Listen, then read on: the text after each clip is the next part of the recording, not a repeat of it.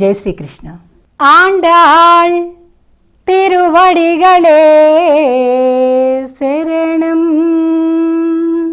நீளாதுங்கஸ்தனகிரி தட்டி சுப்தமுத்போத்ய கிருஷ்ணம் பாரார்த்யம் ஸ்வம் ஸ்ருதி சதசிரசித்தம்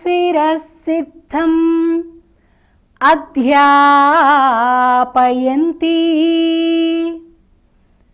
స్వోచ్ఛిష్టాయాం స్రజినిగళితం యా బలాత్కృత్య భుంక్తే గోదా తస్యై నమ ఇదమిదం భూయ ఏవాస్తు భూయః. ఈ పాసురంలో 4వ గోపిక నిద్ర మేలుకొల్పబడుతూ ఉంది. ఈ గోపిక భగవత్ సంబంధమే కాదు, శరీర సంబంధం కూడా కలిగినటువంటి గోపిక అన్నమాట. అంటే దేహ సంబంధం, ఆత్మ సంబంధం రెండు అన్నమాట. మనకంతా చుట్టూ ఉండే ప్రపంచంలో బంధుత్వాలు ఈ రెండే కదండి. అయితే ఒక దేహ సంబంధం ఉంటుంది. అంటే అక్క కావచ్చు, చెల్లి కావచ్చు, అన్న కావచ్చు, తమ్ముడు కావచ్చు, భార్య కావచ్చు, భర్త కావచ్చు, తల్లిదండ్రులు కావచ్చు, పేనతండ్రి కావచ్చు, మేనత్త కావచ్చు, పెద్దనాన్న కావచ్చు, తాత కావచ్చు, నాయనమ్మ కావచ్చు, అమ్మమ్మ కావచ్చు. ఇవన్నీ కూడా దేహ సంబంధాలు, రక్త సంబంధాలు. ఇవేవీ లేకుండా భగవత్ సంబంధం ఒకటి ఉంటుందండి. ఎంత మధురంగా ఉంటుందంటే అక్కడంతా సంతోషము, శాంతి, ఆనందము, పరస్పర సహకారము, ప్రీతి ఇలాగే ఉంటుంది. అది భగవత్ సంబంధం. దీన్నే ఆత్మ సంబంధము, ఆత్మ బంధుత్వము అని కూడా అంటారు. అయితే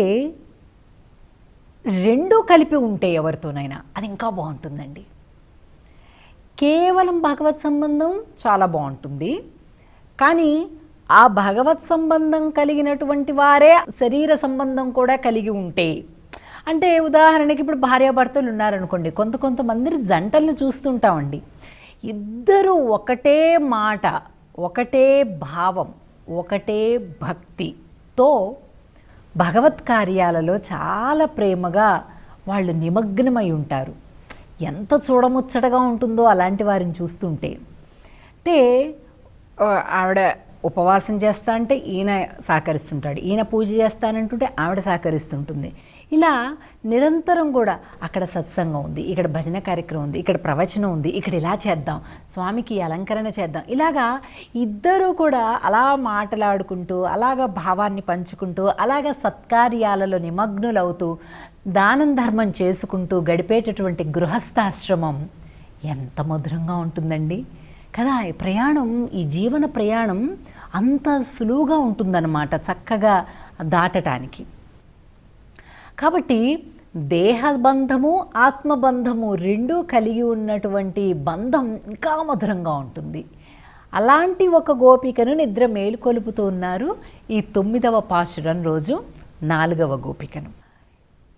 తూమణి మాడత్తు సుత్తుం విళక్కెరియ தூபம் கமஜ துயிலனை மேல் கண் வளரும்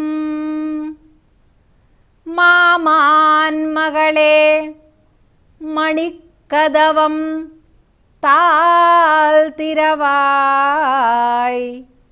மாமீர் அவளை எஜுப்பீரோ உன்மகள்தான் ஊமையோ அன்றிச்செவிடோ அனந்தலோ ஏமப்பெருந்துயில் மந்திரப்பட்டாளோ மாமாயன் மாதவன் வைகுந்தன் என்றென்று நாமம் பலவும் நவின்று ఏలోరెంబావాయ్.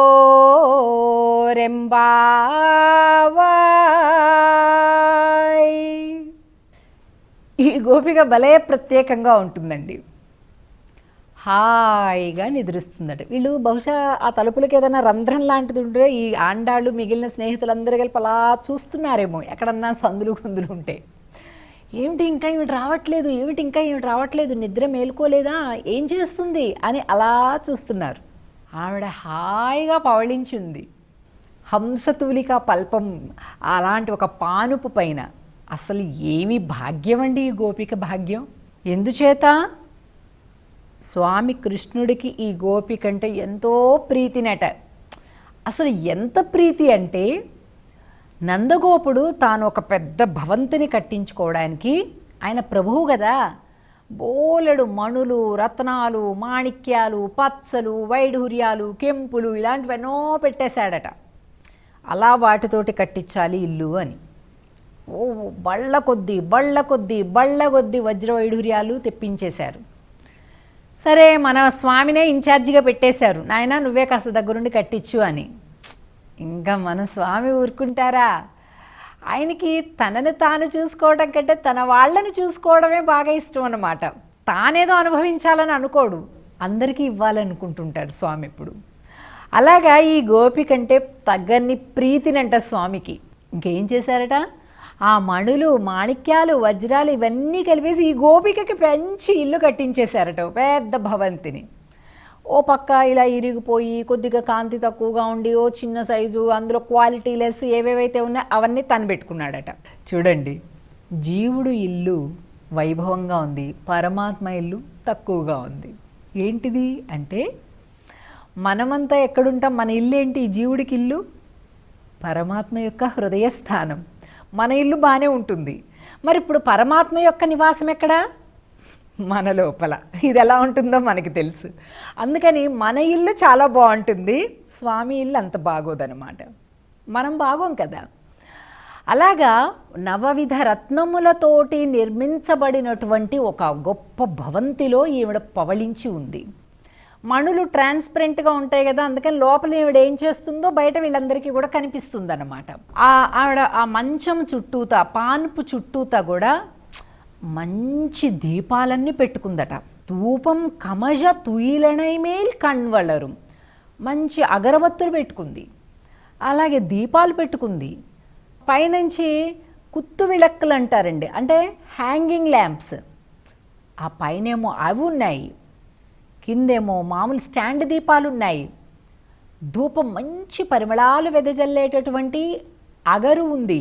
ఇవన్నీ పెట్టుకొని హాయిగా పవళిస్తుందండి ఆవిడ. చూడండి, ఇందులోని అంతరార్థం ఏమిటో చెప్పంటారా? నవరత్నాలతోటి కట్టబడినటువంటి భవంతిలో ఆవిడ ఉన్నది అంటే అర్థం ఏంటంటే, పరమాత్మతోటి నవవిధ సంబంధాలు తెలిసినటువంటి గోపిక. అంటే ఈ జీవుడికి పరమాత్మకి 9 ప్రకారాలైనటువంటి సంబంధాలు ఉన్నాయి. స్వామి తండ్రి, మనం బిడ్డలం. ఆయన స్వామి, మనము దాసులం. ఆయన శేషి, మనము శేషభూతులం. ఆయన శరీరి, మనం శరీరభూతులం కదండి. స్వామికి మనకి ఇలాగ 9 ప్రకారాలైనటువంటి ఆధార ఆధేయ సంబంధం, పితాపుత్ర సంబంధం, భర్త భార్య సంబంధం, శేషి శేష సంబంధం, ఇలాగ 9 రకాలైనటువంటి సంబంధాలు పరమాత్మకి జీవుడికి ఉన్నాయి. ఇది తెలియకనే ఇబ్బంది పడుతున్నాం మనం. అది తెలియటమే స్వామిని చేరుకోవడం.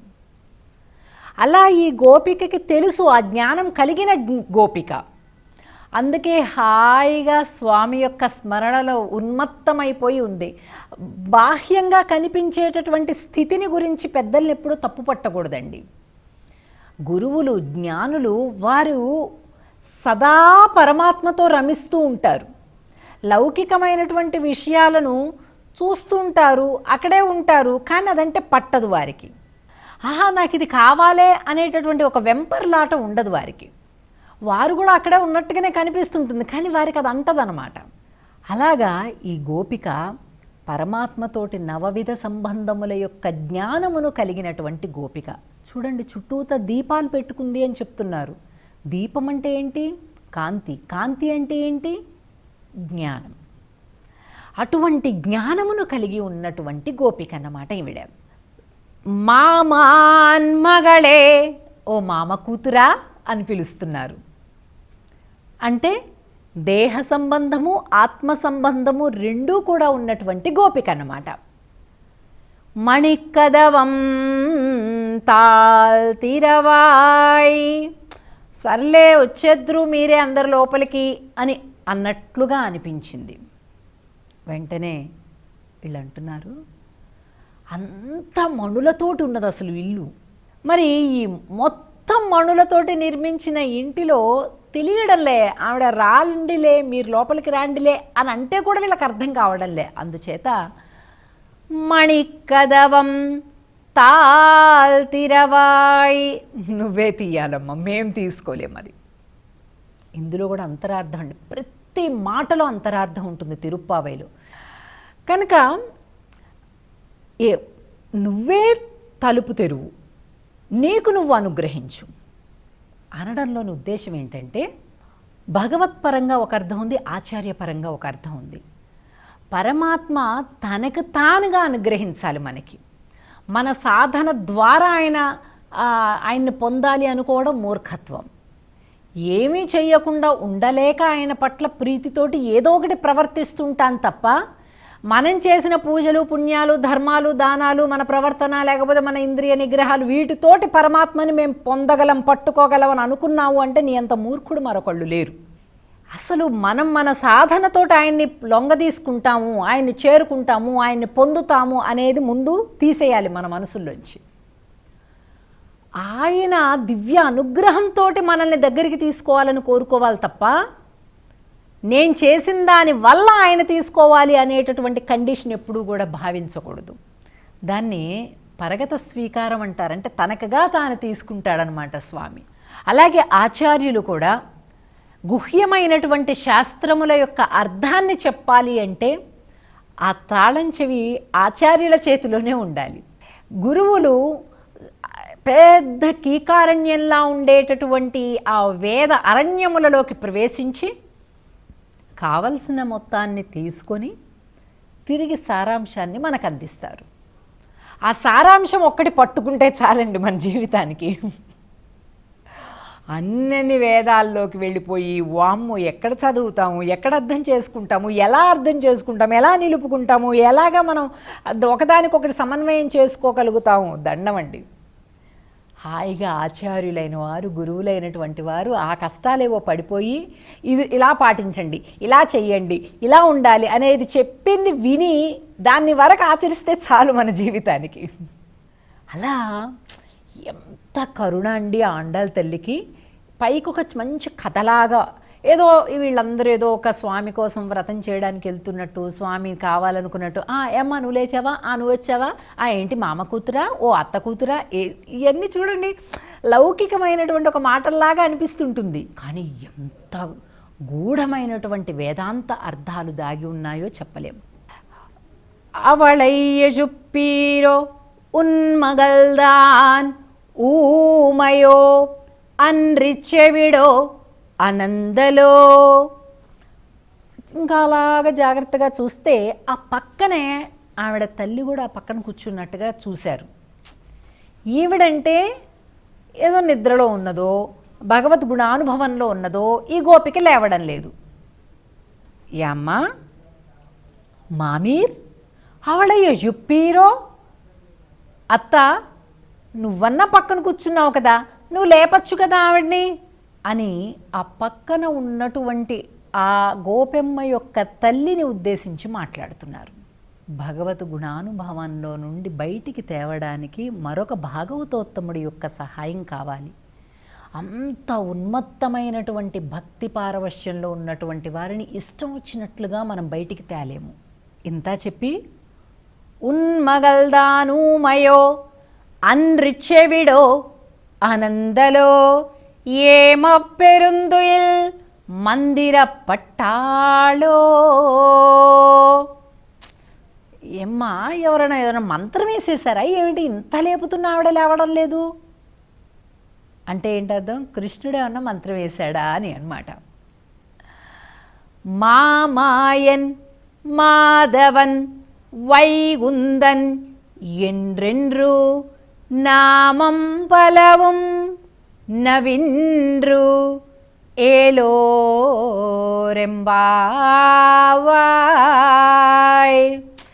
ఎన్ని లీలలు స్వామి, ఆశ్చర్యకరములైనటువంటి అద్భుతమైనటువంటి లీలలు. ఒక లీల ఆశ్చర్యం అనుకుంటే మరొక లీల ఇంకా ఆశ్చర్యం, అది ఇంకా ఆశ్చర్యం అనుకుంటే ఇంకొకటి. చూడండి, ఆ పూతన్ని ఎలా సంహరించాడు, శకటాసురుడిని ఎలా సంహరించాడు, ధేనుకాసురుడు ఎలాగా, ధూమాసురుడు ఎలా, వృత్తాసురుడు ఎలాగా, అసలు అవి ఏ రూపంలో వస్తున్నాయో ఎవరు ఊహలకి అంతు చిక్కకుండా వాళ్ళు వస్తుండడం, అంతు చిక్కని రీతిలో స్వామి వారిని వెనక్కి తిరిగి మళ్ళీ రానివ్వకుండా అక్కడికక్కడే పూర్తి చేయడం.